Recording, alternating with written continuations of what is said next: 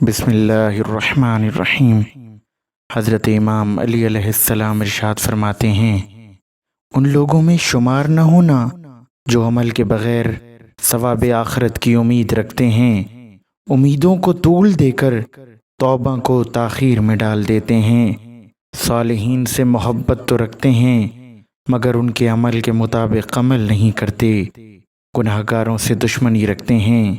مگر ہیں خود بھی گنہگار، مرنے سے ڈرتے ہیں مگر عمل کا موقع ہاتھ سے نکل جانے سے پہلے